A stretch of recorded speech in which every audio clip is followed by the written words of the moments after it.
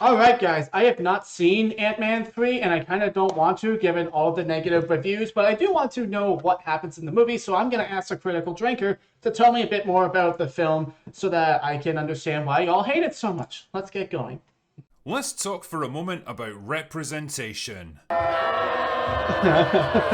No, not that kind of representation. I'm talking about individual examples that perfectly encapsulate the larger collective they're part of. For example, I think Armageddon's a pretty good representation of your average Michael Bay movie. A star-studded Right. cast, lots of explosive, over-the-top action, lashings of patriotic heroism and earnestly grandiose posturing, and a plot that relies on the sheer willpower of the audience to hold it together. Or The Shining, which Yeah. is pretty much representative of Stanley Kubrick movies as a whole. Lots of long, extended shots, I should watch awkward that movie. silences and unnerving exchanges between characters, heavy subtextual meaning, slowly building tension and paranoia, and a gradual descent into madness and violence. And then there's Ant-Man 3, or Ant-Man and the Wasp Quantumania if you're a pedantic arsehole. A movie which basically sums up everything the MCU has become. A plot so entirely predictable and generic that it feels like it was written by an overworked AI, basically consisting of a series of tired and played out tropes that have been done a million times before. Lame attempts at quippy jokes and visual gags that are jarringly at odds with what's actually happening. Headache-inducing visuals that are so obnoxiously overdone you can barely even process what you're seeing, and an ending that effectively puts everything back exactly as it was before, so that Really? there's absolutely no weight or consequence to anything that you just saw. Well, now In I'm not short, watching it. Ant-Man 3 is everything that most of us have come to despise about Marvel at this point. It's 2 hours of trite, bland, corporatized, predictable, pointless, soul-destroying nothingness.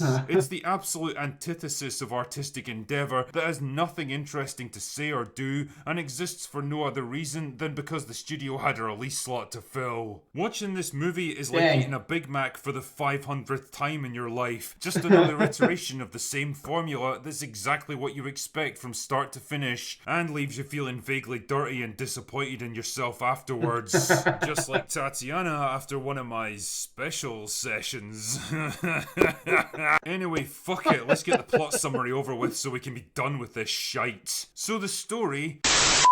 formulaic series of predictable events picks up sometime after the events of Endgame. Scott Lang is living the good life now, basking in the glow of fame and success after helping to save the world. He's well liked, respected, and dating a beautiful and intelligent woman. Yeah, she looks like she gets her hair cut in a vending machine, but whatever, I guess you can't have everything. Seriously though, the hair and wardrobe department on these films must really hate Evangeline Lilly for some reason, because the goal of every single movie seems to be to make her look as shit as possible. Anyway, whatever. So they pop round to Hank Pym's house for an awkward family lunch, when Scott's teenage daughter Cassie reveals she's created a magical quantum bullshit device that can allow them to scan and map out the entire quantum realm. Because, you know, of course she has. Because this is Marvel, where every teenage girl is a scientific mega genius that creates Star Trek level technology in their bedroom in their spare time for fun.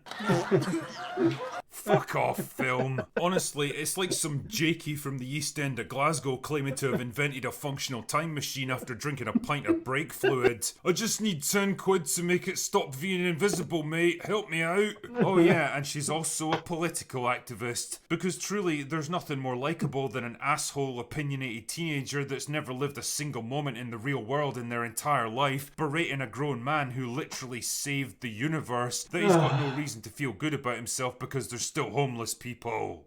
You serious? Seriously, you live in San Francisco, love. Even Captain Marvel couldn't turn that shithole around. Is that like a personal attack or something? Anyway, so she turns on the magical quantum bullshit device, but then Janet remembers that she's still a character in this movie and frantically shuts it down. But then it powers itself up again despite being disconnected from its power source, because I guess that's how machines work, and then they all get sucked into the quantum realm. Shite. Oh, yes. It's like they didn't even try. Yup, that's the premise for this movie. Just shove them into the situation they need to be in as quickly as possible and don't ask questions. Also, I love how the fantastical, mind-bending quantum realm might as well just be an alien planet, considering it's got breathable air, gravity that's comparable to our own, a functioning ecosystem, recognizable civilizations and humanoid life forms, and even bars. Do they have like cable TV as well? Anyway, the gist here is that when Janet was stranded in the quantum realm for like 30 years, she hooked up with a human scientist who just so happened to crash land in her immediate vicinity and save her life. Wow, that was lucky. Yeah. Together they worked to repair his ship so they could return to the real world, but because it's a magical bullshit plot device ship, the moment it reactivated, Janet was able to sense his thoughts and realised that he was actually Kang the Conqueror. Well, that's definitely shite. Really? Wow, what a stroke of luck. I mean, if that ship didn't have such a wildly specific function with absolutely no practical value, then none of this stuff would even be happening. So anyway, she blew up the engine core with her magical bullshit shrinking devices and got the hell out of there, while Kang became a kind of dictator who rules over the entire quantum universe. And of course, Janet decided never to mention any of this extremely relevant and important information to anyone so that the rest of the plot could happen. You know, it's such lazy writing when the characters, if the only reason your movie happens is because your characters are stupid or unbelievably smart with no real like understanding of how they got to that point, my goodness. I'm not going to watch this movie. I can tell you that already. I'm not going to bother. Now is that Kang wants the engine core back so that he can repair his ship and return to the real world and conquer it. So he kidnaps Scott and Cassie and forces them to help him. And because Scott doesn't want to see his daughter get crushed to death in front of his eyes, he does. So Kang gets the core back and takes Janet along with him so that he can gloat to her or whatever, and leaves everyone else to die without actually confirming their deaths, because the writers are absolute fucking hacks that have never seen Austin Powers before. No. I'm going to leave them alone and not actually witness them dying. I'm just going to assume it all went to plan. What?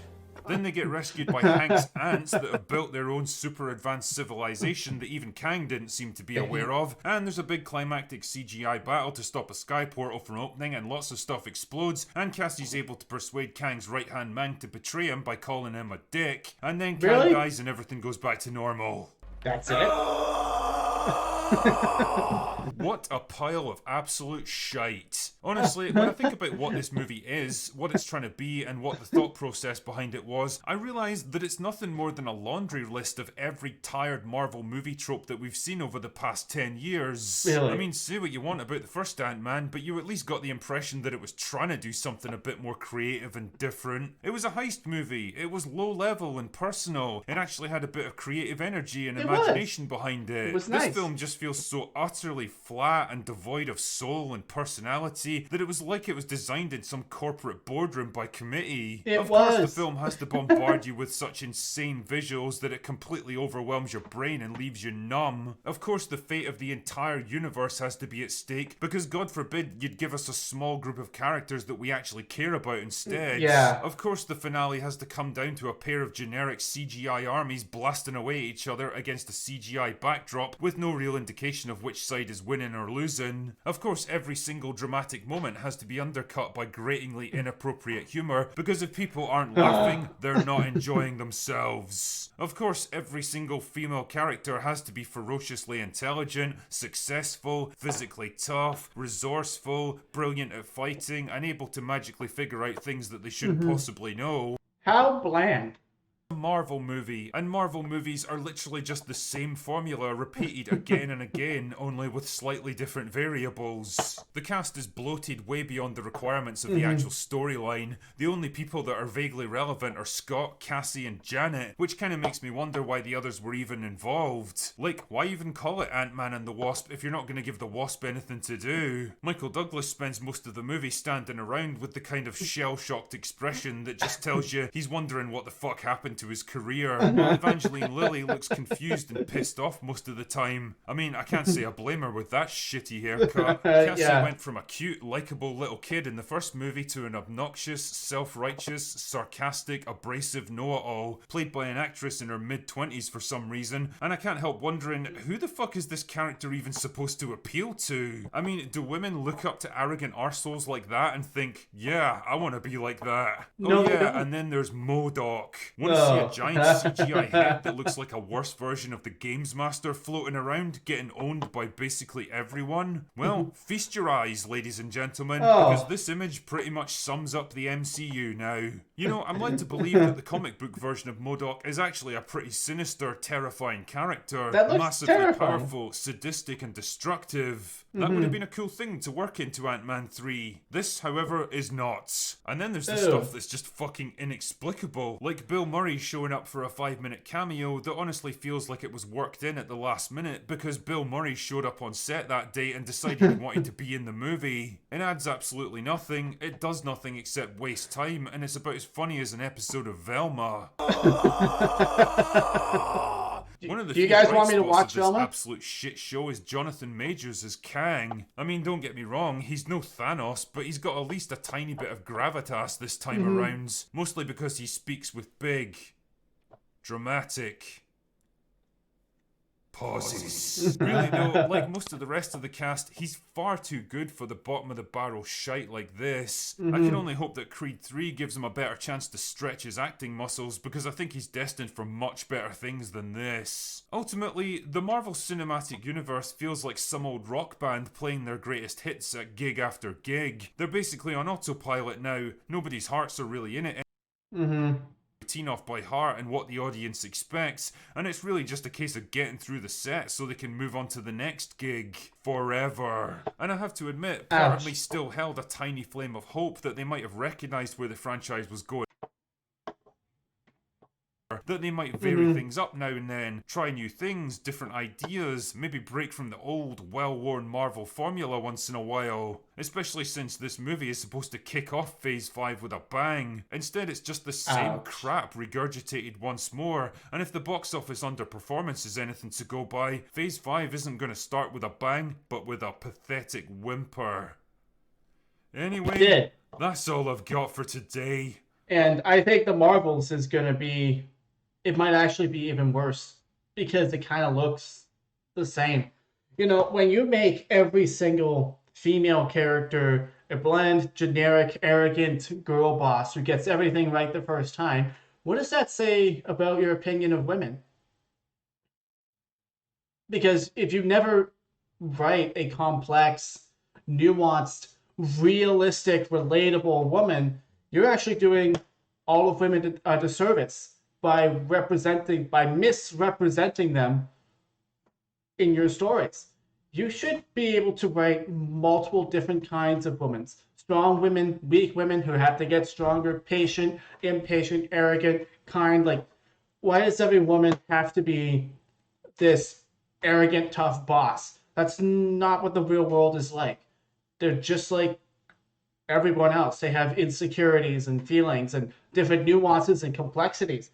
If you really want to represent women, why are you not representing them by writing different kinds of nuanced and deep and complex characters? It makes it's stuff like this that shows you that Hollywood is all talk, but they're not actually thinking about how to walk the walk. They're just soulish cat. Yeah, you know. I'm not watching this movie. I quit. I'll go see the Marvels so I can review it for you guys, but I'm not going to bother watching this movie because that's enough for me right there. Anyways, I'll see you later. Check out this other movie video right here, and I will